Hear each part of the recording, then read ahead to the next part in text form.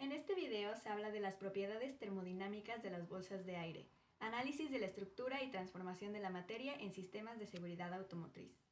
Primero tenemos que plantear nuestra situación problema. Para que una bolsa de aire ejerza su acción de forma eficaz es fundamental que ésta se llene de gas en cuestión de milisegundos.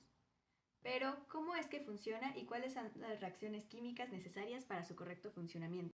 La reacción principal para una bolsa de aire es la descomposición de ácido de sodio en nitrógeno. Para realizar los cálculos correctos, primero deben conocerse los valores termodinámicos estándar. Estos valores son propiedades de una sustancia a un estado definido.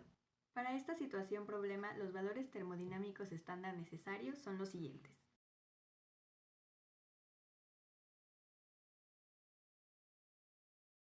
Bueno, ahora voy a explicar los cálculos termodinámicos con nuestros procedimientos.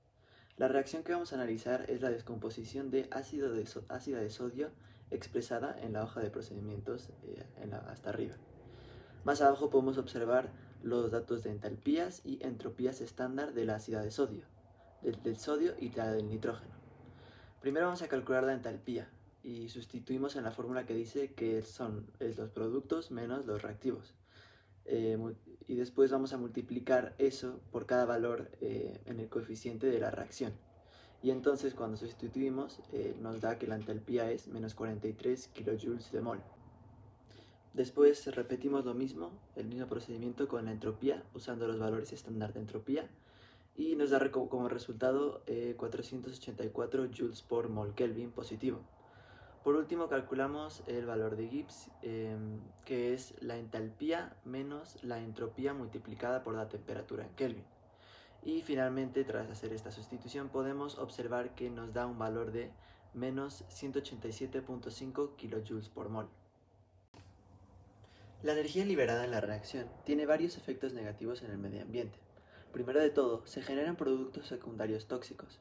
En el caso del ácido de sodio, se pueden formar metales alcalinos que en sistemas reales suelen reaccionar con otros componentes para formar óxidos y silicatos. Después, en términos de huella de carbono, la reacción química es independiente de dióxido de carbono, pero sí que la fabricación y disposición de los reactivos sí que tienen un impacto en el medio ambiente. Otro factor clave es cómo se gestionan los componentes del airbag una vez el coche es desechado o tras un accidente.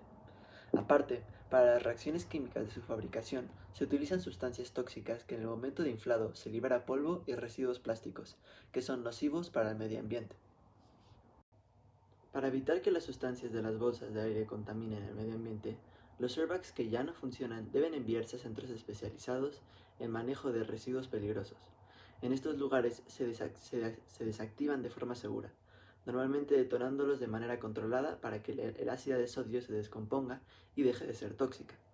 Cuando no se detonan, se neutralizan químicamente para convertirlas en compuestos no dañinos.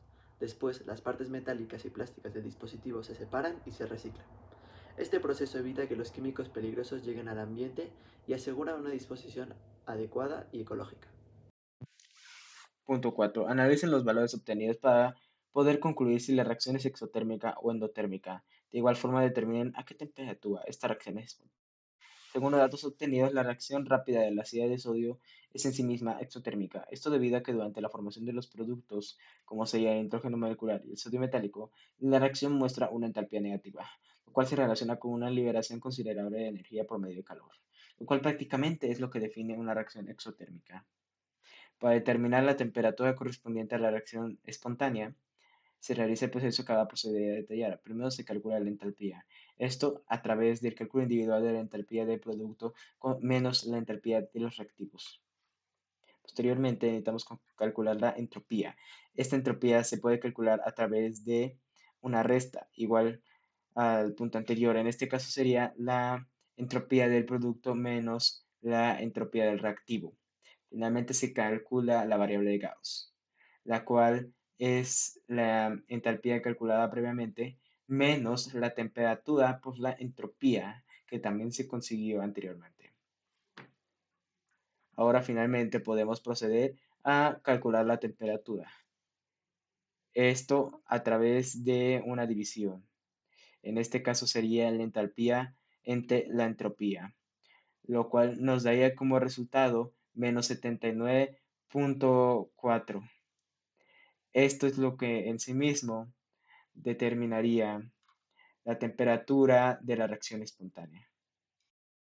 Punto 5. Tomando los valores más apegados a la realidad, calculen la cantidad de calor producido tomando en cuenta la estequiometría de la reacción. En este caso, podemos calcular la variación de la entalpía durante el proceso. De manera irónica, primero tenemos que establecer un valor de la entalpía, el cual en este caso fue menos 42.6. Primero, necesitamos calcular la entalpía por un mol de NaN3. Posteriormente, tenemos que calcular su molaridad. Una vez teniendo esto, necesitamos calcular la entalpía de un mol de N2. Y con todos estos datos, finalmente, podemos calcular la variación de la entalpía entre el producto y reactivo, lo cual nos da como resultado justamente la variable que estamos buscando. En este caso, el resultado final fue menos 2.13 kilojoules. Conclusión del análisis termodinámico. Reacción exotérmica confirmada. La entropía negativa demuestra la liberación de energía esencial para el funcionamiento del airbag. Espontaneidad garantizada. El hecho de que la constante de Gibbs sea menos 202.6 confirma que la reacción ocurre espontáneamente a temperatura ambiente. Eficiencia energética. La densidad energética de menos 327.64 permite un infrado rápido con una masa mínima de reactivo.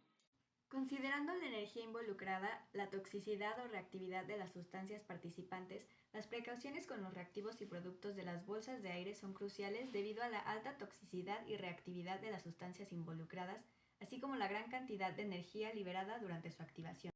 La ácida de sodio es extremadamente tóxica, por lo que debe estar sellada herméticamente dentro de la bolsa de aire. A manera de conclusión y también un tanto a manera de reflexión, podemos decir que las bolsas de aire son un gran ejemplo de cómo a través de la ciencia podemos crear nueva tecnología, la cual nos ayude a conseguir propósitos nobles, como en este caso sería salvar vidas.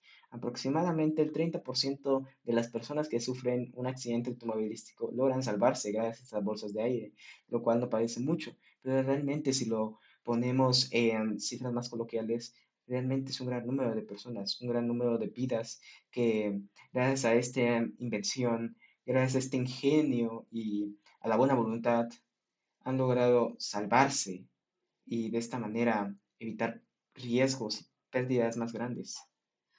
Una vida no tiene precio después de todo. Es curioso. Vamos a paso lento, pero de cierta manera se puede decir que es una pequeña esperanza de que tal vez a través del conocimiento podamos forjar una utopía o algo similar, un mundo mejor, un mundo del sueño. Bueno, en esta reflexión quiero compartir lo que aprendí en la unidad y en este proyecto sobre los airbags.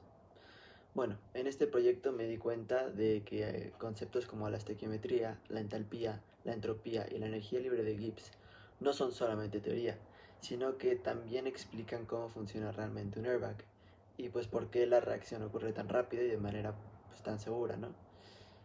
Al hacer mis cálculos también entendí mejor cómo se determina si una reacción es exotérmica o espontánea y por qué es tan importante la precisión en las cantidades y unidades. También esta clase y proyecto me ayudó a ver que la química está involucrada en muchísimas cosas de la vida diaria y que entenderla nos permite comprender mejor la tecnología que usamos y su impacto. Además creo que este tipo de análisis me va a servir en mi futuro para pensar de forma más lógica y aplicada. Como reflexión personal, me gustaría decir que aprendí que la química se encuentra en todos los aspectos de nuestra vida cotidiana y que temas como la entalpía, entropía o energía libre de Gibbs se pueden observar día tras día en diferentes reacciones y que pueden utilizarse estos conocimientos de manera práctica para fines más útiles, como es el caso del funcionamiento de una bolsa de aire, por lo que es muy interesante y muy importante conocer estos temas de química para poder comprender el mundo que nos rodea.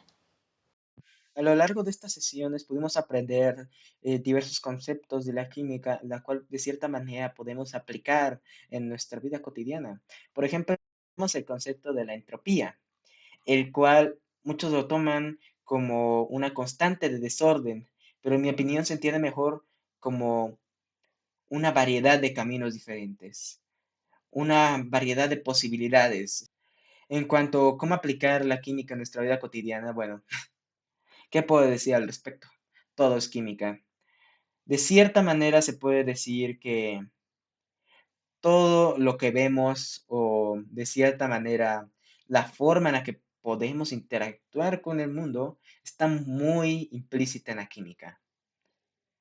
Si queremos saber cómo funciona algo, tenemos que vagar dentro de qué está hecho, de qué está hecho y cómo el hecho de que, vaya, la redundancia del material es lo que permite que tenga dichas propiedades.